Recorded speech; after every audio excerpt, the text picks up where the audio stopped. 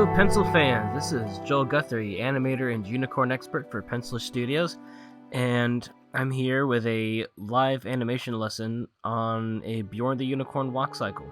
So, I'm starting off here with just the rough stage, where I put in basic shapes and figure out the pose I want, using the model sheet for reference to make sure the proportions are correct and stuff.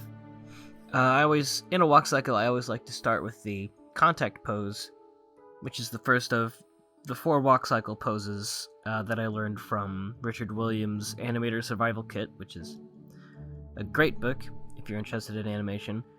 The 4 poses being contact, down, passing position, and up.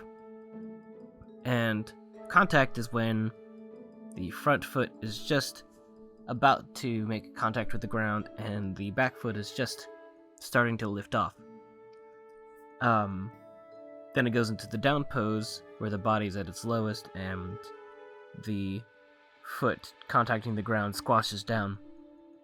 Then it's the passing position, where the legs cross, then it's the up position, where the body's at its highest point, and the foot contacting the ground is stretched completely. Then it goes back to the contact pose for the other foot. The cool thing about animating a walk in a perfect profile like this is that you can recycle the first half of your walk cycle and just switch the legs on the second half. Because the leg positions are exactly the same for both steps, just the legs are switched around. So that's what I'm doing here. I'm also figuring out how to put a bit of dragging action in the head, so it kind of bounces a little bit as he goes up and down. And I went through quite a bit of trial and error here, but I realized that Bjorn's head will remain pretty much level on the up pose and the down pose, but his head will drag on the contact pose and the passing position. So, on the contact pose, his whole body is traveling downwards, so his head will want to drag up. It'll be pointed upwards a bit. Then on the passing position, his body is moving upwards, so his head will want to drag behind and point downwards.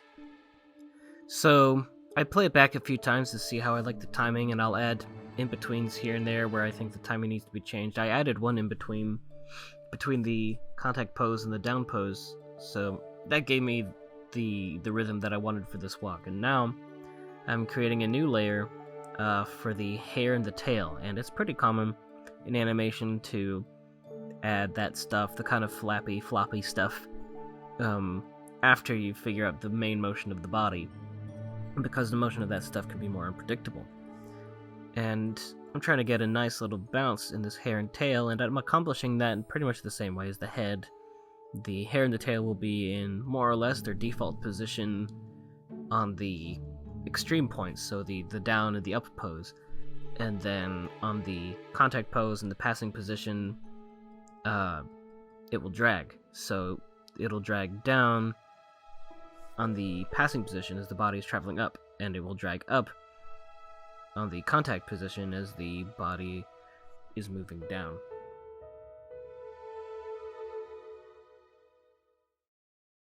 Now I'm happy with how the rough stage is looking, so I'm gonna go in and make it look nice with a cleanup pass. So I go in on a new layer with a smaller brush and trace over the rough stage to make the line work look nice.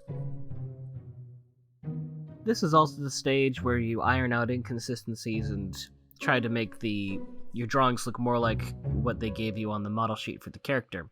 So for instance, here as I was cleaning this up, I realized that I made a mistake in my rough pass where I sort of gave him a mandible, when in reality, in the model sheet, his chin kind of connects straight into his chest, like I have it here now. So I had to make that correction in the cleanup stage.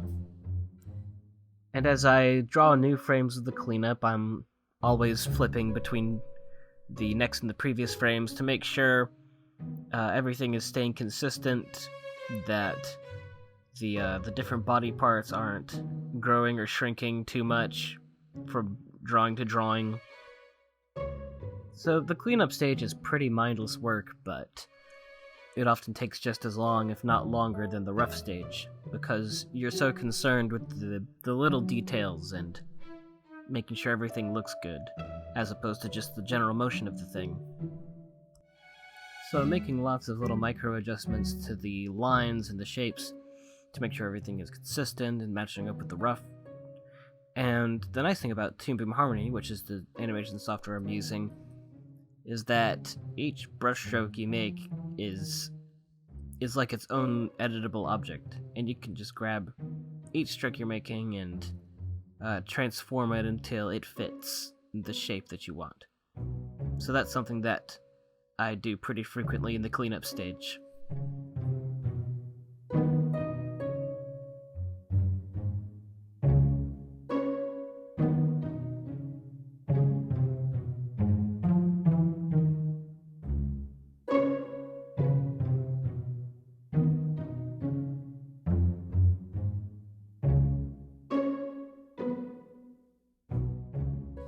Now I'm correcting a mistake I made, where I thought that the widest point of the belly rotation would be on the contact position, but actually the widest point would be at the down position, because that's where the arms are at their widest, as a matter of fact.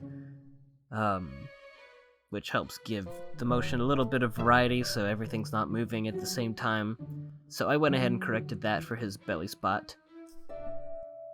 Another tool that I'm using a lot to make sure everything is staying consistent is the onion skin, which is that thing you see when it goes to like red and green.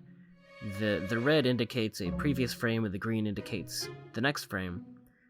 And if I draw the lines, exactly in between the green and the red, then I know that my shapes and lines aren't going all over the place, and my animation will stay looking pretty consistent.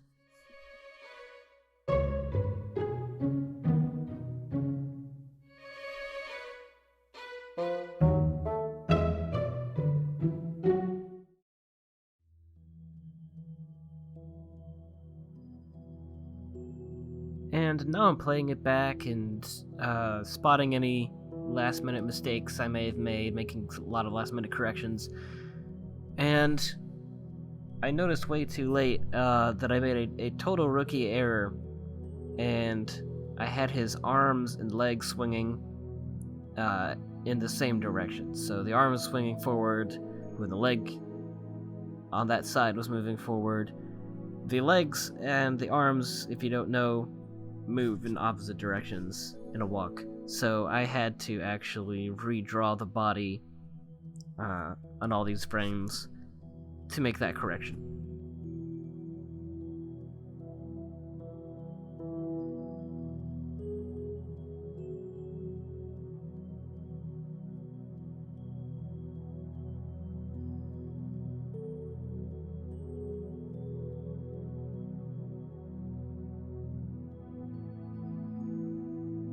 Now I play it back a few times to make sure everything's in working order, and I export it from Harmony, and there he is. It's a Bjorn walk cycle.